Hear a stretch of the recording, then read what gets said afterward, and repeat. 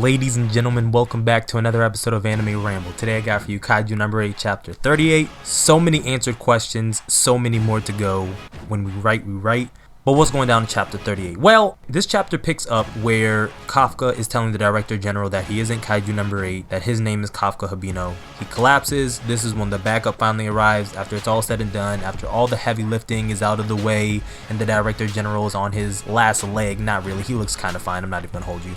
Everybody wants to come in this badass moment and surround Kafka like he's a threat. I mean, he's unconscious. There's really no reason to do all this extenuous force now, but they've done it, it's there, it's over, and that is the end scene. Very quick beginning. For me, this chapter is really divided into two parts. The first being the fate of Kafka, and the second being the fate of Japan as the Kaiju No. 8 universe knows it now. So where this chapter really begins to pick up is where the Director General orders everybody to take Kafka to the medical bay because his core might be damaged and he needs medical attention immediately. Good sign, Director, very good sign. So immediately after that, he gathers all of the people right at headquarters, all the high-ranking official members. He sits them down and he tells them that he's decided that Kaiju No. 8 is going to be utilized as a weapon without being converted into a weapon, meaning that he's allowing him to live, not executing him, which is great news, or so you would think. All of the other members at the base think that Director General has gone insane. They're enraged at the fact that he doesn't want to convert Kaiju No. 8 to a weapon. They are fearful of Kaiju No. 8, and it's just a scene where all of the trust that the Director General has accumulated with his people is being put on the line in this decision making, and all you see that he does is close his eyes and really just takes it all. He's thinking, but he's taking it all without like lashing out and pulling rank on everybody, because all of their concerns are valid, and this seems to be a real step out of the ordinary for a decision that the Director General is making with regard to any Daikaiju, because apparently 1 through 7 all got the same treatment. They all got converted to weapons. This is the first time that he is diverging from what is known previously, and he does explain that later in the chapter, which we are going to get to. Now, all of these are valid arguments, but when the Director General responds, he puts a lot of the world of Kaiju No. 8 into perspective for us. The first being is that he says that even if they do convert Kaiju No. 8 into a weapon, there's no guarantee that they can replicate the power that they saw him display when they were sparring down in the bunker. He goes on to say that if that were to happen, Kaiju No. 8 as a weapon would just end up in cold storage with Kaiju No. 6, which just blew my mind. Complete news to me. Y'all know me, for the past like 2-3 chapters, I've been gassing up Kaiju No. 2, saying that I think that it was the strongest, only the Director General could wield it. I don't see Kaijus 1 through 7, excluding No. 2, being any stronger. Here the Director General is gassing up No. 6, saying that yeah, only I can wield No. 2, but nobody can touch No. 6 at all. Nobody is compatible in the least, and that's a scary thought to the Director General, because if there was a situation on a bigger scale, so take the Tachikawa base raid situation, right? Magnify that over the entirety of Japan in the Kaiju No. 8 universe, the Director General says up front, we can't handle that because we can't touch our most powerful assets, and that's the point that he's trying to make. Even if we convert the power of Kaiju No. 8 into a weapon, what we saw down there in the bunker, somebody might not be able to handle.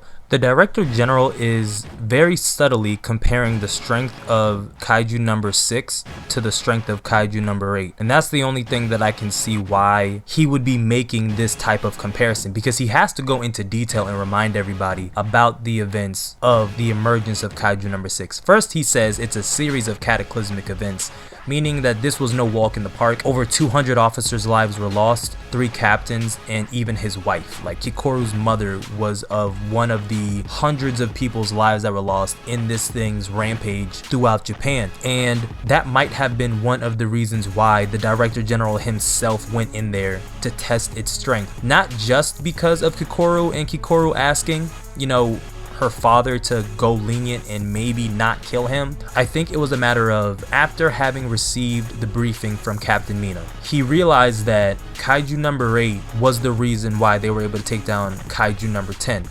Humanoid Kaiju taking down another humanoid Kaiju. As of right now, there are only 3 humanoid Kaijus that they know of, 8, 9, and 10. Before this, I can only assume 7 through 1 were just like regular Daikaijus that weren't humanoid.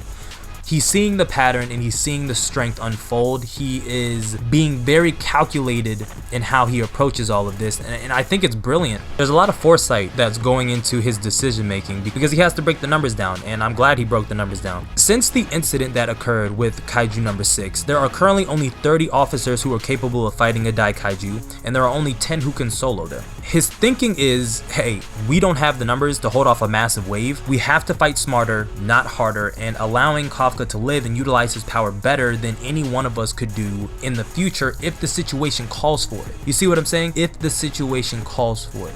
He justifies his actions even further by saying, with the swarm of new Daikaiju that they have, to be able to fight in the most optimal way instead of in a very primitive, archaic way of just, hey, kill the Kaiju, make a weapon, kill the Kaiju, make a weapon. They have to be able to fight a newer enemy that is surpassing anything that they could hope to achieve with weapons alone. From what we've seen, this is a very new series, a very young series. There's only 38 chapters, but very quickly in those 38 chapters, the Director General has been able to see that we're reaching the limits of what we can do with weapons, with kaijus made from weapons. Now granted, they have never made a weapon from a humanoid kaiju, but again, they're going to run back into the same problem of no one being able to wield it. So I don't know what they can do there. They are just humans. They have no choice but to rely on Kafka and hope that he doesn't go on a rampage. The second part of the chapter is of the Director General going to Kafka and telling him that, hey, the decision is in, you're not going to be killed, but nobody at the headquarters trusts you. It's your job to prove your usefulness and show that we can trust you. Kafka accepts the challenge. First of all, he's happy that the Director General isn't injured. He could not have imagined hurting or killing the Director General and then having to face Kikoru after all of that. First of all, you wouldn't be alive right now if you had killed the Director General. Let's just get that out the way. Let's not be stupid now. I know you just woke up and you banged up for real. You would not be in a hospital with some IV drips in an incubator if you had killed the Director General. But he welcomes the challenge. He says, I will definitely prove that I'm human. And this is the part that I really do like. We've gotten so much from the Director General. He's strict, but he's reasonable at the same time. He was willing to hear Kikoru out, his daughter. He was willing to hear his daughter out before he went in to see Kafka and evaluate him. And during that time, he was like, all right, this is an evaluation to see if you can regain your control and to see if you're able to, hone in these powers. That's what the test was about. And you think that Kafka's growing on him and you're like, okay, cool. He might start seeing Kafka as a human now.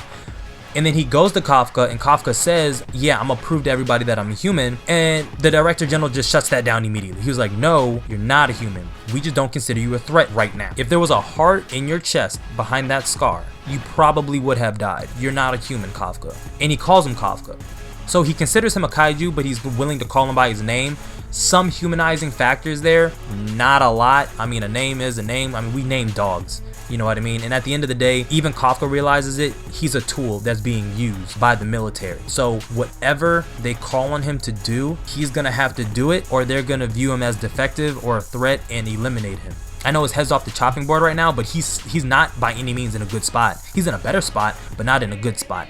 And that brings into question a lot of what we have for the end of the chapter, because now he has the military breathing down his neck, and we see that Kaiju number 9, after he's molted his skin, he's back up in action and he's ready for war. But the very last part, if you look at pages 20 and 21, it's eerie what's said, and it brings into question a lot of speculation that I have, and I actually might do a spin-off video of this. Be my first one for this series. I'm kind of interested about it because I think we have enough details for me to really start speculating about what is actually going down in the Kaiju number 8 universe. But the last part is that the mystery of Kaiju number 8 is still upon us. What if Kaiju number 8 is defective in some way, shape, or form? I want to quote number 9's words on the last page of this chapter. He's speaking about Kaiju number 8 specifically, and he says, and I quote, "Fallen into enemy human hands and give it back to the Kaiju." Is it possible that this might be a situation that's something similar to, if you've seen the anime Parasite, something similar along those lines, or if you're familiar with comic books, the Blue Beetle, and how the whole entire origin of the Blue Beetle is that it was defective, right? It was shot, it teleported away, it landed on Earth, and then it attached to its host's spine, but because it was broken, so to speak, for a lack of better words, it wasn't able to completely take over its host's body and mind, and it allowed it to remain intact. And because it remained intact, it allowed the human host to utilize everything that the Blue Beetle had to offer. If number 9's mission is to retrieve number 8, not destroy it, because if it didn't say destroy, it said take back. If his whole mission is to retrieve it and not eliminate it, then it goes to say that it might need some form of reprogramming, and Kafka's life is even more in danger, because I don't find it a coincidence that over the past several months 3 humanoid kaijus have appeared, 8, 9, and 10. We still don't know why, and I'm gonna put the picture up on the screen why 8 specific sought out Kafka. But that is all I have for this video. I'm not gonna ramble on any further. If you are new, go plus social and smash the subscribe button. Let me know you rock with the content that I put out on the channel. Like the video if you like the video, dislike the video if you dislike the video, comment on the video your thoughts about what you think is going on. Subscribe if you are brand new, and like always, and until next time, I'm out.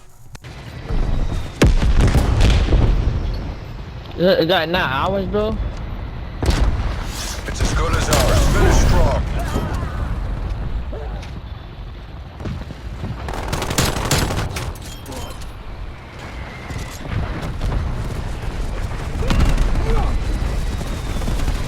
Enemy air patrol inbound.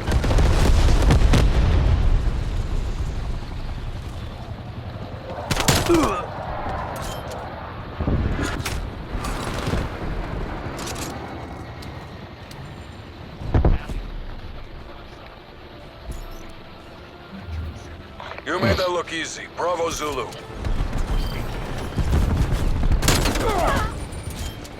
You even got a thermal.